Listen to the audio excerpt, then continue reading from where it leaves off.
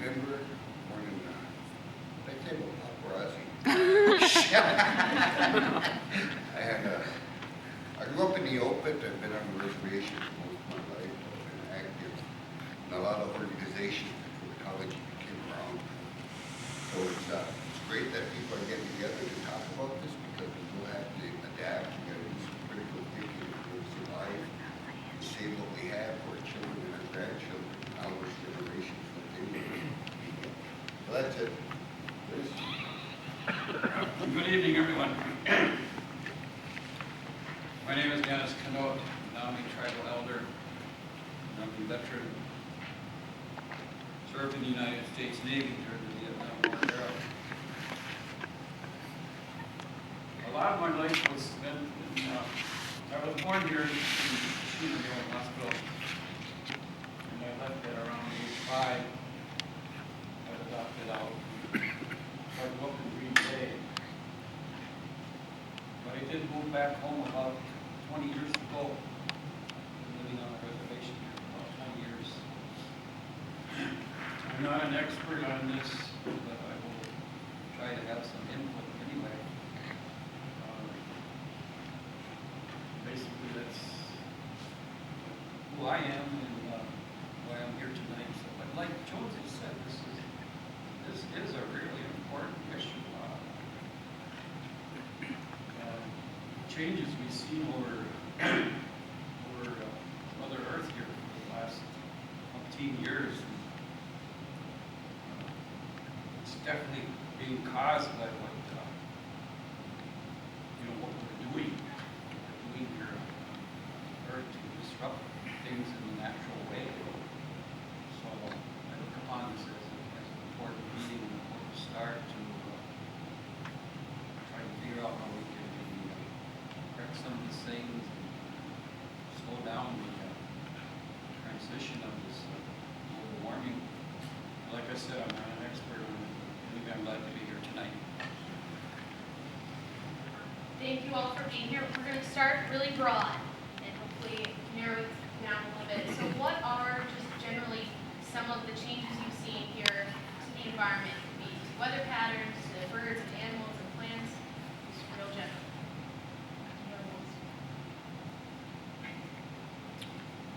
I guess I'll so my family moved here in the early 90s from Chicago when I was a very small child. And one of the things that I loved most about being here was being able to go and actually play in the woods. That was a thing that we did constantly. That every time I had a bad day, every time I had a good day, it didn't matter. That was the first place that I went to. That was our second home.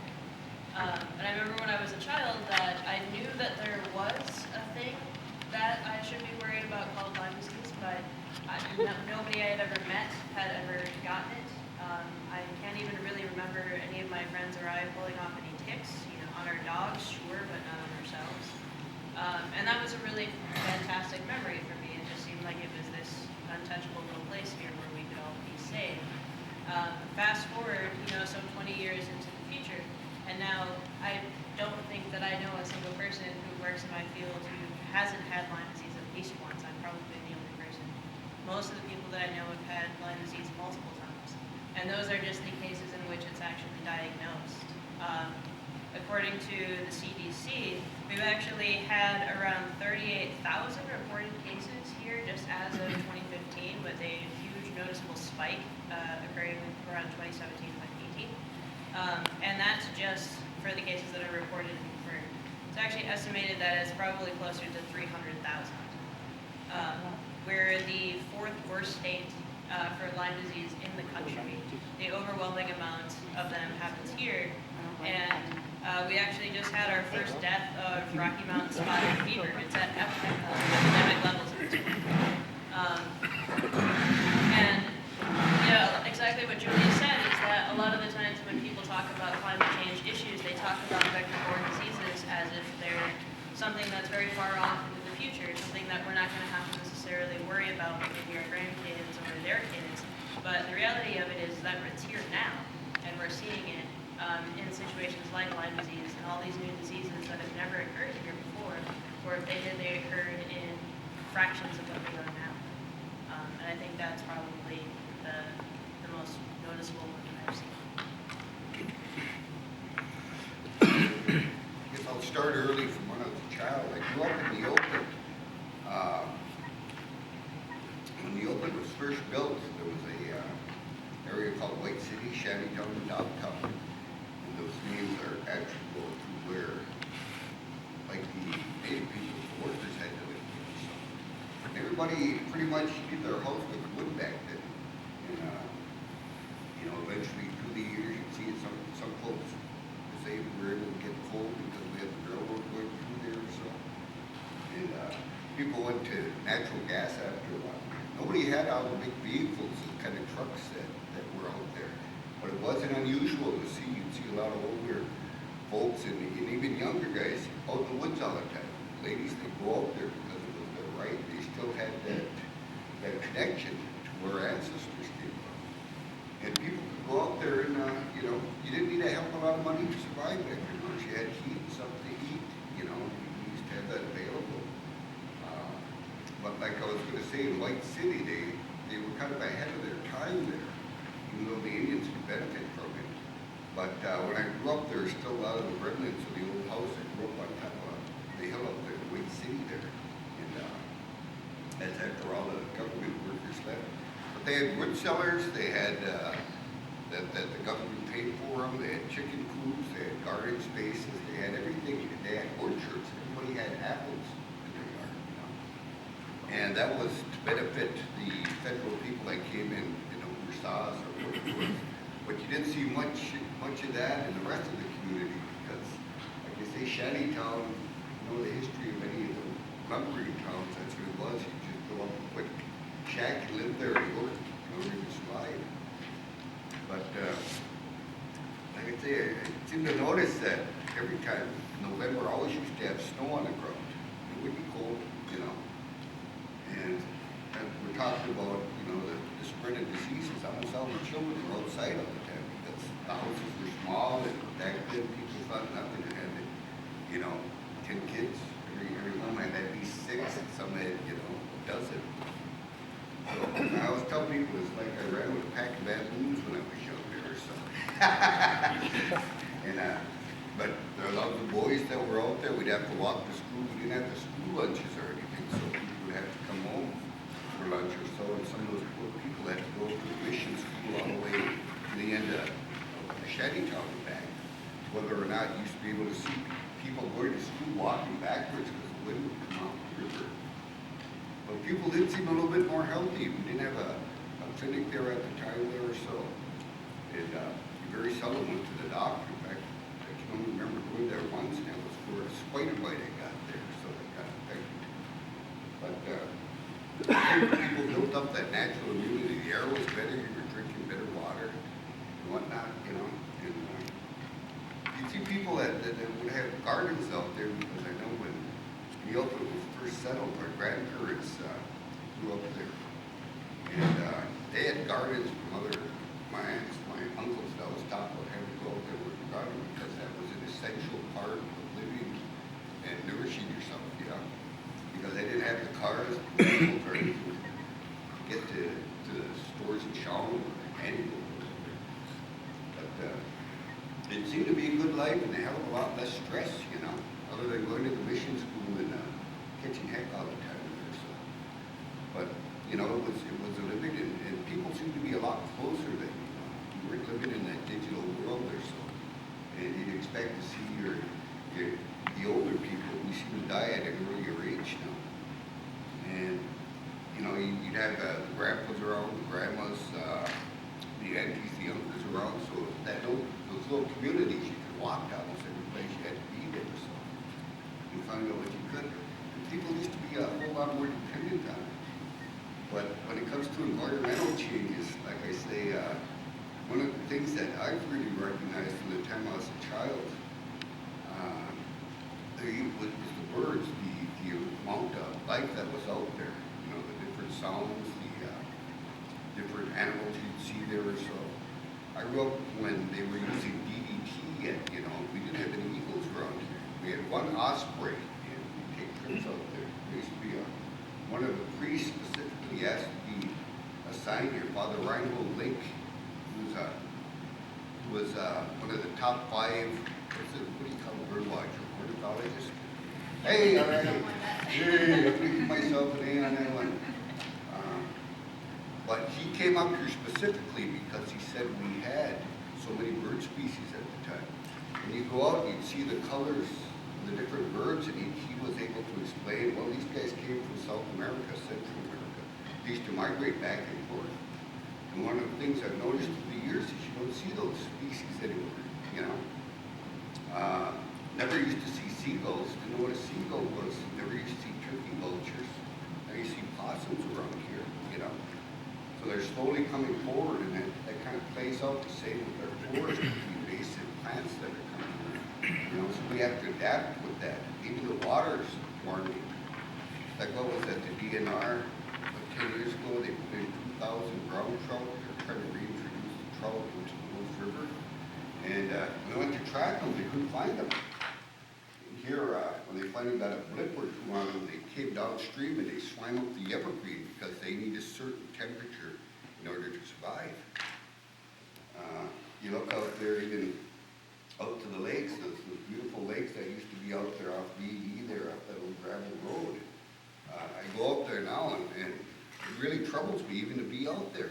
When I look at that, I say, man, I remember this one. You see very few folks out there, you know, but it was usually families out there getting fish for their sustenance or whatever. Now you go out there, you see that little green scum kind of come in and stuff like that. So there's a heck of a lot to it, you know, and you notice a difference, but my interest naturally as I got into the older grades and went to school down in Shawano. I was lucky enough to be introduced to up in Holland where we had access to botanists who were taking college level courses. And they would explain to us a little bit about, well, where's your history? Nobody was teaching our history back then because assimilation was thought to be the way to go. But when you start looking at it, I got in big trouble down in Shawano because when I was in high school, there was a book called Custer Died for Your Sins by Deloria. And I suggested that as reading for our American Issues class or something. But it was too hot a one, and so they got me one copy, they let me read it, then they took it back, you know. But it laid out. When I saw those statistics, the average age for a Native American male, because we had been away at the time, was 42 years. And so when you're in high school and you're looking at something like that, you realize something ain't right. We had walkouts and whatever. In fact, it cost me my diploma because I was looked at being somewhat of an agitator, but all the young people had the same mindset. We knew something wasn't right. All of our buddies were they get in trouble, get sent off to boarding school, or they get given the option to go into the service. Nobody thought that we were ever going to get educated. And the Department of Housing, Education, and Welfare came up to do interviews with the students because somebody said, hey, there's something going on here with the Native students that are making it, you know. To me, this all relates to climate change also, you know, and enculturation. And they picked three young ladies to go in there because, and then they said they wouldn't go in there unless I was with them. What? So we went in there and they took me out for 2 weeks before the hearings and they coached me on what I was supposed to say, you know. But when the hearings came down like that, I said, well, I can't go on with this. I have to speak the truth there or so. And then the ladies joined in, and that was a big part in us getting, you know, our school up this way. Folks don't remember that, you know, but those were very, very active times there. So, but you look at it through the years, and there's the Well, I was going to say thank you for pointing out that climate change is not its own issue. It's really interrelated with a lot of things, and hopefully we're going to get into that a little bit. But I want to know, Dennis, if you had any changes you've witnessed? Well, okay, I'm going to go off in a little bit different direction here. I spent quite a bit of my life growing up and working in Wiebe.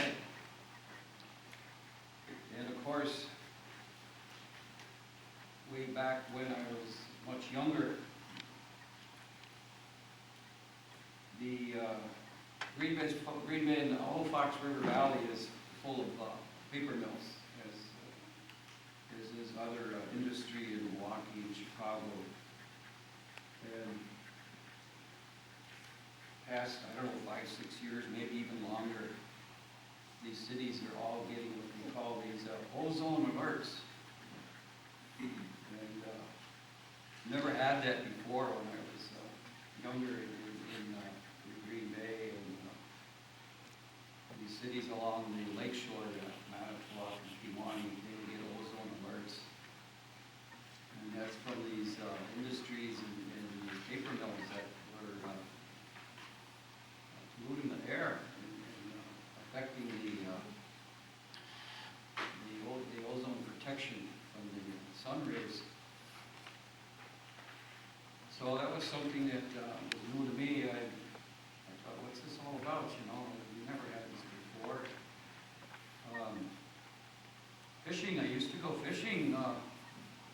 In the mouth of the bay there by where the Fox River empties into the bay. Centuries ago, that was a Menominee settlement by Fort Howard. There was a Menominee settlement there. In fact, my great-great-grandfather was John Satterley. He was an interpreter for the tribe. And that's where he lived, in that Fort Howard settlement. So the fishing was good there. But now, through pollution from the mills and I think also from the power plant down there, they even have a sign up right by the mouth of the bay that you should only eat 1 meal per week of fish that comes out of this particular area. And it was never like that before. It took about 40 years for that to come about, because I used to fish down there in that area. Years ago, the area by Bay Beach, I think everybody's familiar with the Bay Beach Amusement Park. This was even before my time, back in the 1930s. You could go swimming there by the bay. You can't do that anymore because of the algae and other pollution stuff that's been going on for a long time. The mills had polluted that Fox River so bad that they actually had to have a huge grant, multi-million-dollar grant for dredging and taking out that sediment that's on the bottom of the Fox River, which came from all those paper mills. It came all the way from Appleton all the way up to the bay. So that's I don't know. It's a big change from when I was back in the 50s. We didn't have all those pollution problems and the ozone layer problems coming from industry. So they are making an attempt to clean up the Fox River, and I know the power plant is really using the special coal to burn so it doesn't pollute the air. But we still have a long way to go. It'll never be the way it used to be. Fishing was good out in the bay, but I don't go anymore because I don't live down there. But I have some friends who live down there, and it's not as near as good as it used to be from years ago, fishing out on the bay. So I don't know.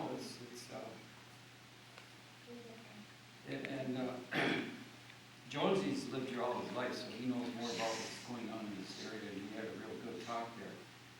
Like I said, I'm not an expert on any of these things, but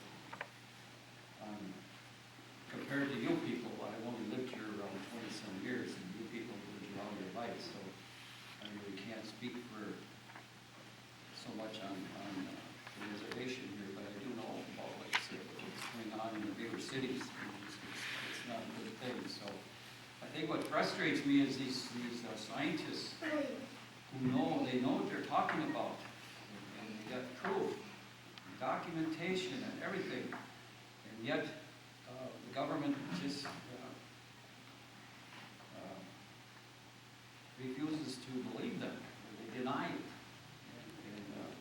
and not everyone, but the ones that have the power to make changes, they just don't want to do it. They just are in denial. I think that's what frustrates me right now. Is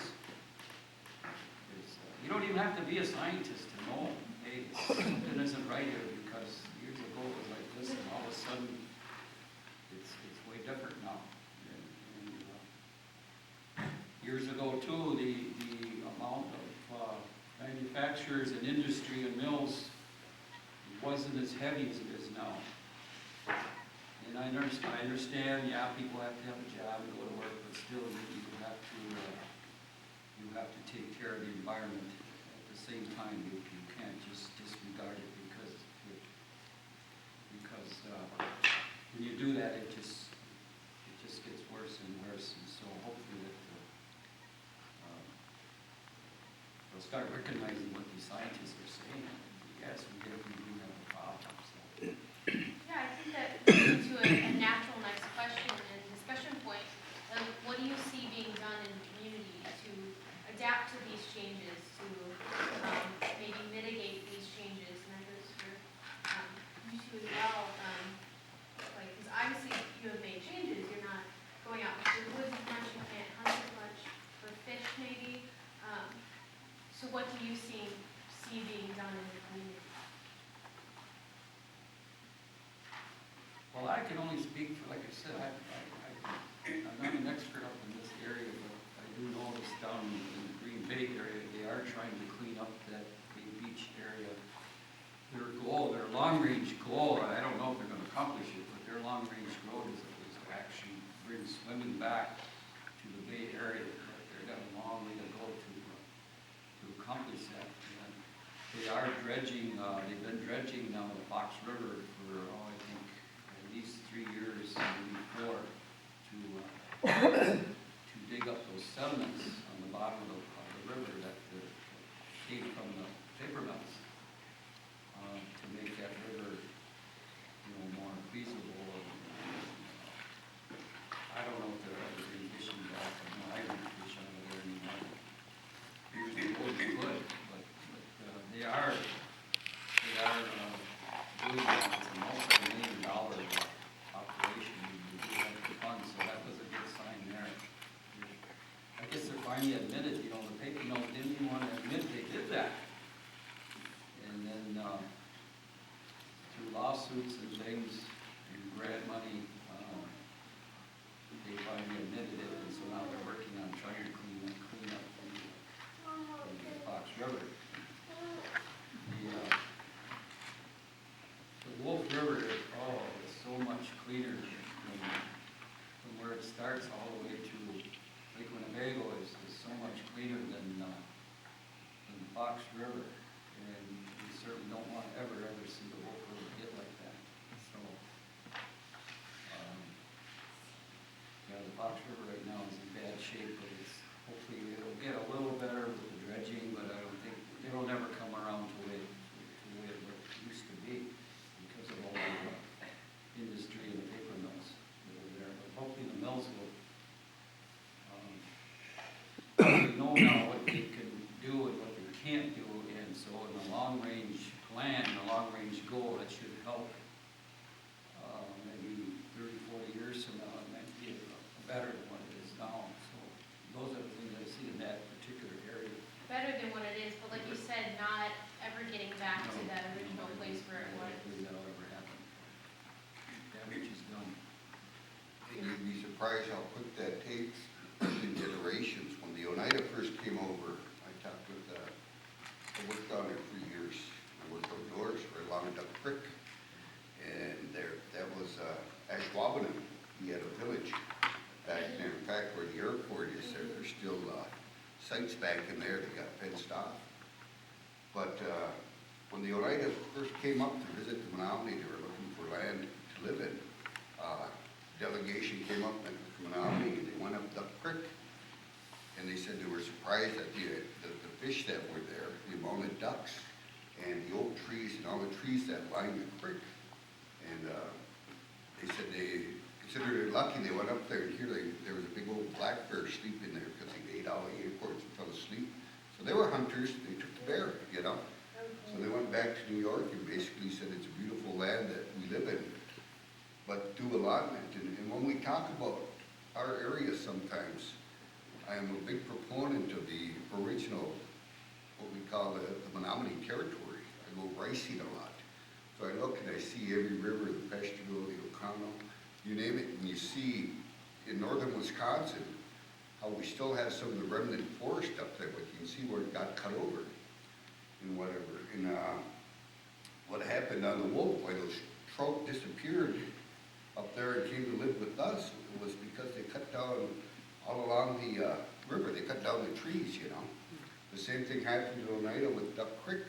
When they cut those down, they did a lot of, whenever it would rain, everything that came off the fields, pollution. When I lived down there 30 years ago or so, you'd go and that water, Duck Creek right down the road where the bridge goes over, it was kind of like a fluorescent green almost. You say, where's that coming from? You know, but that feeds into the bay, which feeds into our territory, you know. Even though we might not have the physical ownership of it at the time, I've heard it been said by many elders there and spiritual leaders that we have a responsibility for that territory. And when you talk about things that are going on right now, it's great to see the college does a lot of it. A lot of folks that are in here are talking about the same things that we were talking about back in the 70s. And back then, we were looked at as enemies of the state. When you talk about ISIS, I mean, it's the state defense or the people that are behind, call them the dark shadows. They knew if Native American tribes ever utilized, you know, their legal rights, like we could put a stop to the industrial growth there or so. So they were targeted. When this discussion came up 30, 35 years ago, it was targeted. So what they make everybody, they made them terrorists. The Menominee Reservation was one of the hot spots along with Pine Ridge and Red Lake, Minnesota. I mean, you look at some of this stuff, it's still all blacked out. But you look at the reasons, why did they do that? Why did they treat us like that? Because these people are standing up for their rights, and their rights are going to get in the way of our profits. And that's what it boils down to. Those who have been involved with the no mine up in Menominee there, you talk to people from Michigan, they have town councils like this, gatherings like that, and nobody wants it. They vote against it, but they were able to get into the Michigan DNR and flip those laws around where, you know, what you folks want, you don't mind, you don't know what you want, you know. Basically, the corporations have the right to go do it. All you gotta do, when I was up there, I've been up there a few times, and I went out to the old village sites, you look around, you can feel the ancestors there. I mean, you feel them all over the place. But that's kind of part of what it is, because we've been so assimilated, we forgot to use certain parts of our mind to do that critical thinking. When you talk about all our relation, all the animals, all the plants, all the, you know, the waters, the fishes, I mean, and the spirits that are amongst us. I mean, that might not fit into this form, but that is the basis of the belief. That's where the language comes out of. You understand that, you know, that's why people take that time. You know, I think the Creator, because so many people pray for that good, for ourselves and for those children that have yet to come. When you look at it, it is a critical time, you know. Those that are younger, you know, say you guys are a little bit younger, but you look at that pattern that went through, and fortunately in my life, I've got friends from Central America, South America, I've got people from the Far East, from the African nations, and that's what I always ask, what about your indigenous people? And they come right out and say the same thing. We don't know, you know, the government's so corrupt because they're bought out by this, they take their water rights. That's what happened in Canada. One of my friends from the Cree up there somehow they got hoodwinked out of having any say in where the water's diverted. Come to find out, a lot of it's being diverted to the oil shale and stuff like that. I mean, you see these and it's tough. You say, what can I do as an individual in our community, you know? Just a simple thing I do is when I went to the tribal administration years ago, it asked about, hey, do we have community gardens? I was told that, no, we weren't zoned for that. You can't have those, yeah. And that was 1 minute I said, well, this is bullshit, you know. We started it, and eventually food distribution, it always takes a person or two to get it started. I started talking about it, so I did it, you know. I get a lot of questions from people over the land they're leasing, good indigenous crops, you know, and that's not too many generations off, just two or three, you know. I just turned, well, you know my age, but I just turned 66 on Halloween there. And one of the things I do on every birthday, I think, well, when I was born, what was that 66-year-old person you look at that? It only takes like 3 people, my age, 4 people to get back to the treaty times where our people's world had collapsed. They came to Kashina, you know. So how did they deal with it without having access to their resources? Now we have access to our resources, but sometimes collectively we don't make good decisions. There's got to be critical thinking in there somewhere, you know. And it's hard. I don't think any one person has the answers or the solution, but it's good to look around here and see people that are aware. You know, 20 years ago, nobody was thinking about this. And it's always been there, and our elders knew that, but they were not the ones that necessarily wanted to run for these governmental positions to make those decisions.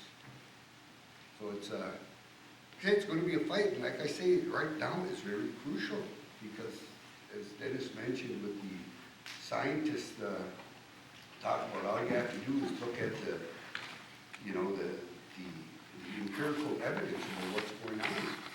And every time there's something, we might think we're separated from what's going on in the low-lying countries, Asia, or Europe, or South America, or Africa. And when I think back to the elders I knew when I was a younger man, I used to travel quite a bit and go out to winning country and listen to these old spiritual leaders. And that's what they all seem to warn. If you read about the Hopi prophecies, the Lakota, and even among our own people here. There was one older lady that cried. This is a story from, probably when I was a child. One of the elders was sitting there crying, and, the family asked what she was crying for. She was a traditional elder, she says, because I dreamed and I saw what those children are going to have to go through, those hard times, because we weren't able to stop it. And you can take that in a whole lot of context, but I take it as, the unusual weather patterns, go back to starvation times or whatever, is your water going to, you find out the types of warfare they can do now. They can drop biologicals. But one of the things I think we can emphasize as a people, no matter how diverse we are, we always seem to come together. It's a good rationale. And most of that is falling, but let's look back. What did they do in this time of crisis? Those prayers are what keep us alive. Those actions are what keep us alive. And we got to do the same for generations that have to come yet. And it's good to see that. Like I said, I used to go to meetings when I was younger and get nowhere. In fact, we even had a student newspaper in high school. And in the first issue, we pointed out pollution. Myself, Skylar Webster, Louis Tucker, and we passed it around town. But it was evidence. If you ever go to that mill dam in the open there, so there used to be a pipe that all the waste oil and stuff would come pouring out of there, And you'd say, well, that ain't right. So we wrote about pollution, and man, we kind of got in trouble for that there. So we're sending all kinds of people to talk, hey, no, you shouldn't be mentioning that. But it was at least, then there was a spark and an awareness, and it's good to see that it's coming to the forefront. It's enough for me. Yeah, hopefully you guys will be back. One good thing too, in Wiebe, those paper mills, they're no longer putting the sediment into the Fox River in new ways now. conducting the business. I don't know exactly what they're doing, but it's supposedly supposed to be way better than what it was because, like I said, they're trying to clean the Fox River up, so they're being monitored, and if they get caught doing it the old way, there's a huge fine. The other thing I wanted to say was the power plant at the mouth of the Fox River, by the Fox River in the bay, is We Energy owns that plant. And that's a huge plant. The city of Shawano, the Shawano Municipal Utility, they don't produce any electricity. They don't produce their electricity. They buy it. They buy it from We Energy. And then it goes over the power lines into Shawano. They buy it at a certain rate, so much cents per kilowatt hour. And then it's sold to SMU, and then they in turn sell it to the city of Shawano, and of course, that's where they make their money. They probably double their price on each kilowatt hour. They don't produce their own electricity. It's bought from this plant in Green Bay. Sometime in the year 2020, it might be 2020 or possibly 2021, that plant is going to close. It's shutting down entirely. So they won't be burning coal and polluting the air there by the ozone layer in that particular area. That plant no longer will be in existence. They're going to go into solar panels. And they have other electricity available from the Weston plant, which is near Wausau. So they have no need now for that plant anymore. So that's good that it's going to shut down. That was one good thing. I just wanted to pass that along. And Jasmine, I know you do a lot of action on climate issues. What have you seen as effective in creating change? It's kind of a mix of things right now. It's interesting to hear my elders talk a little bit about all of these different issues that are coming together because they are all very related.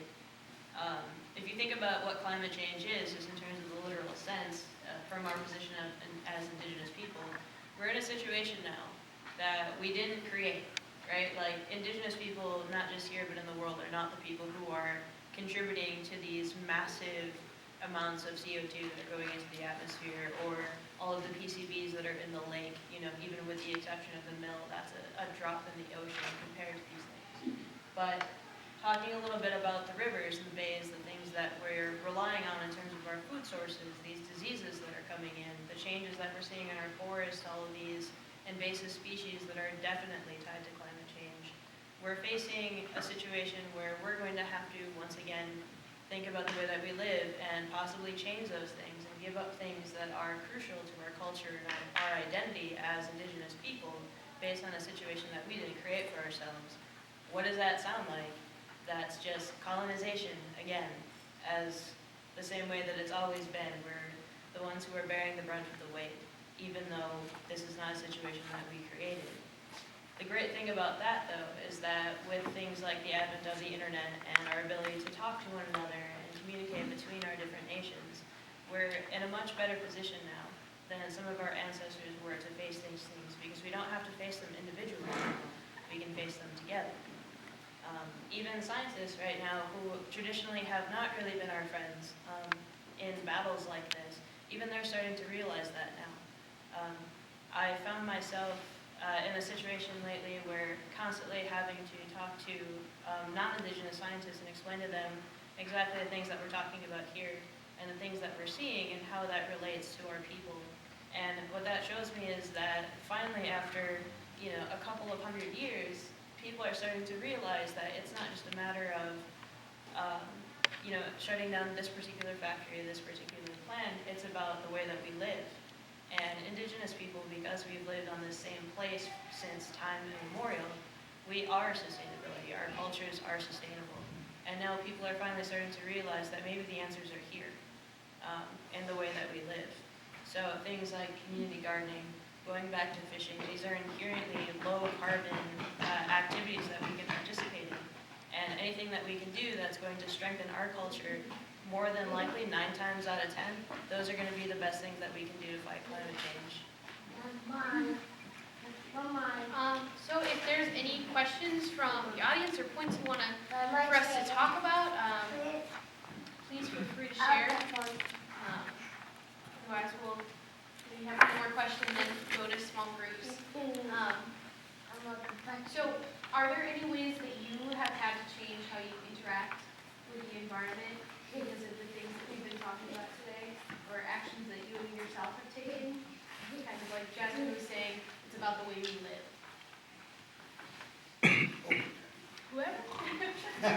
Taking the old man stamp over here. Before we get there, I just want to point out something. When Dennis was talking about the lines, the electricity. Back in the early 70s, a friend of mine stopped by and said, hey, come with me to this meeting. It was during the time of restoration. There was a organization, state-sponsored or whatever, but that was the Northeast Wisconsin Regional Planning Commission. All right. So walked into this meeting and they've got a big old chart up on the wall showing the reservation like that, and they're showing a corner of it cut off right up in here, you know.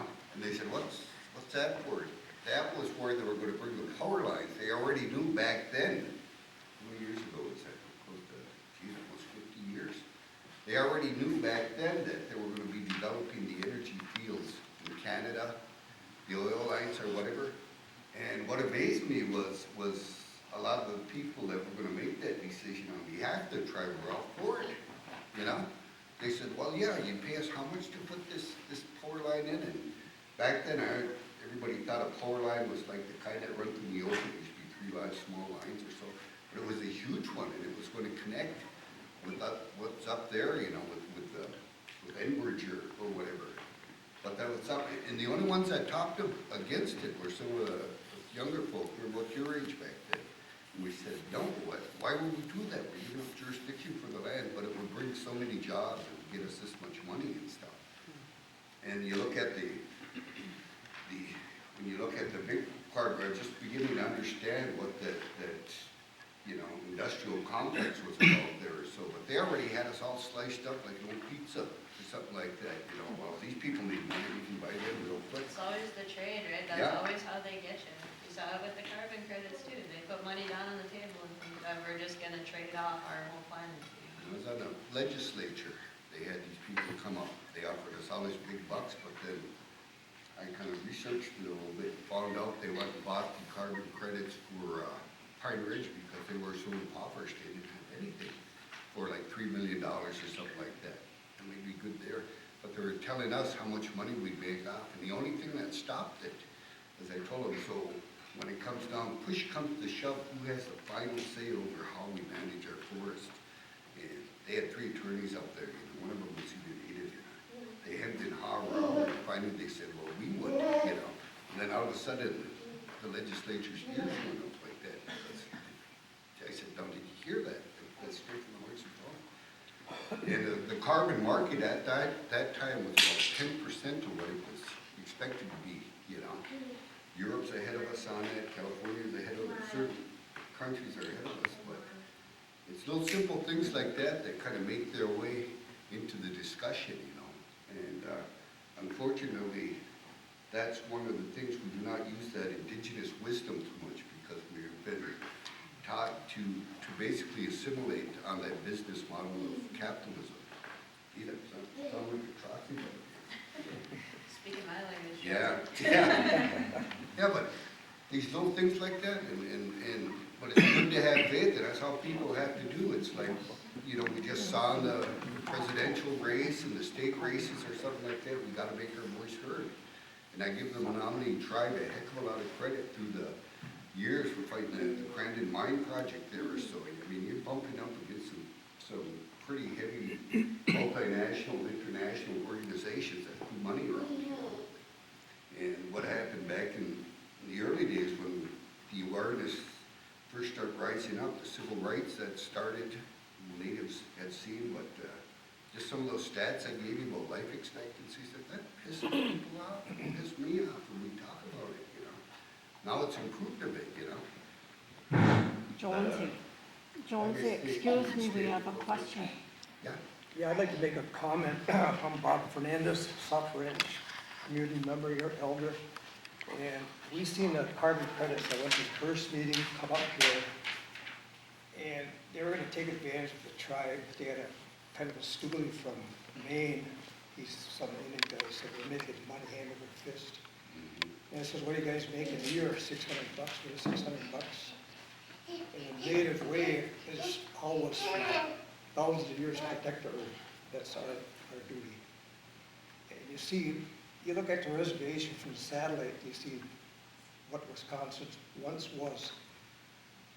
And you look at these big industries, they see that on satellite. So what they want to do is, this is the last frontier we got up here. And they're trying to come and put their foot in the door and take our resources. In the Indian's way, why contribute more pollution? Selling your credits to big companies to pollute more, to damage your air, your water, whatever, you know. And that is why our community up here, elders fought that. We fought that, and we beat them. And the same damn thing with this last issue, changing the Constitution, same damn thing. So at least we got that to a halt there. That's what they do every single time, you know, and there's always a controversy in indigenous gatherings about climate change whenever somebody from Navajo walks in, right? Or somebody from the Crow, like these people who are invested in fossil fuels. And meanwhile, like, we all talk about togetherness and all this other stuff. Meanwhile, like, a little bit justifiably upset about the things that are happening in our homelands over there. But that money is so powerful, it's a heck of a drag, and it's amazing that we were able to stand down for that, and the way that we did that is through togetherness, you know? Yeah, and I think as a tribe, our people could be a little more educated. They got, before they jump into something like that, look what happened in South America, the rainforest, everything down there, you know. Carbon credit, same thing. They were buying these guys, these old Indians cars that didn't even have roads just to get their damn carbon credits, buy the credits from. You know, that's not right. just as a sideline, kind of in there, back in the 70s, you know, it's the same thing. There was economic warfare, everything. Remember, you used to buy everything made in Japan or something? And I had read where they were going around buying up these impoverished countries. So one time I had the Stewart Personnel Department, I had to sit with the bosses who were welcoming the Japanese delegation. They said they wanted to make a big buy. So, of course, the guys, everybody's sitting around the table or so, and they had a translator and everything. And they said, "You guys want to buy some wood?" "Yeah." "Well, what kind? What make?" Or so. "All of it." I mean, all of it. I mean, all that we produce. "No, the forest, the whole forest." They thought they could come in and give us money, and they cut down the whole forest, you know. Right. But that's the same thing you were talking about before, those multinationals that went out and they impoverished all these indigenous societies all over the world. Take away their water rights, take away their farmland, take away their forest there or so. You know? I don't know if we're fortunate or not, but we've been through that. So a lot of what goes on here, we're able to share with these different communities. You know? I mean, but like I say, if you don't, unfortunately, they're using the guns in other countries, you know. They threatened us here, and they did it to a lot of people out west. Like I say, that's what it came down to, was that gentleman who had that ability to dream, and he saw that. He came down with a song that basically kept the military from confronting everybody in Kenote there, and taking us out right then and there, you know. So it's little things like that, you know, sometimes I think we got to learn that in our history. Right. That there's been a lot of ledges that we've been walked to or so, but by retaining faith in what the old ones said, we were able to continue on. And now I always thought if the monopoly could ever get their act together, it would truly make ourselves self-sustaining, and it could be a model for the world. I agree with you. Yep.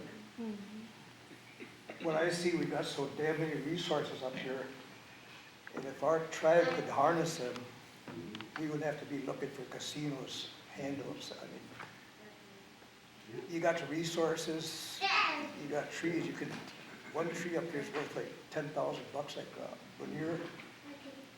Why ain't you taking it, making something work, start factories, like veneer mills, you know, paper companies, you know. And yet you're selling your timber for number one lumber, the trees that's veneer, you know, it's something that. And if you look at the climate models that are out there, our trees are gonna change over too, you know. It's like I said, I never saw possums, vultures, or seagulls when I was younger, and these guys are moving in, you know, and somebody that would work in the environmental department of conservation, I know Chris knows a lot about that thing. He battled invasives for quite a while. They said they were actually doing like 53, be it insect, be it plant, be it bird or whatever, you know. And that's just scratching the surface. So it's you're looking, I know I saw the projections in 50 years we could look like Georgia or Alabama, you know, and what's gonna happen with our borders. Even more than that, what's gonna happen to our land when all those people who can't live on the southern coastlines come up here and realize what a pretty piece of land that we do have here in the Great Lakes? Yeah, What happens normally when people want indigenous land? yeah, they have to migrate. That's a lot of them are indigenous people that are having to migrate because of the problems mitigated by, you know, this big special interest. So I think we've talked a lot about how indigenous communities are not creating all this pollution, all the forces that are driving change, but they are disproportionately affected by all these changes. And I think that's a really important point to make. So if you guys have any final thoughts before we go wide to the whole group about the things we've been talking about? So, Well, I just got one comment. Again, I'm going to be talking about industry. They make a lot of promises, you know. Well, we modernize our operation, we're not going to pollute so much, and we're going to do this, and we're going to do that. You know, and okay, well, those are nice things to say, but be cautious, because we've heard this all before. And we really haven't over the years, since the 1950s, I don't see a whole lot of progress. I see some, but not that much that I'm going to go, oh wow, these guys are doing a good job. They're not doing a good job, but yet the promises keep coming. Remember, not only producing their product, they are a financial institution. They are responsible to all their stockholders, okay?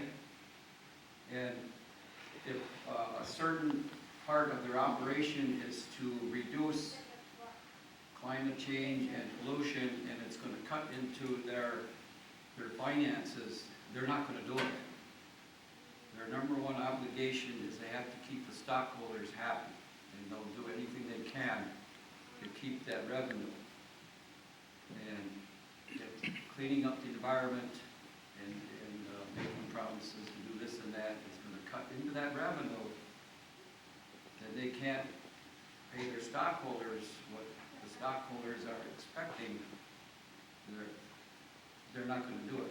They'll go on the back burner for a long time. So that's my comment.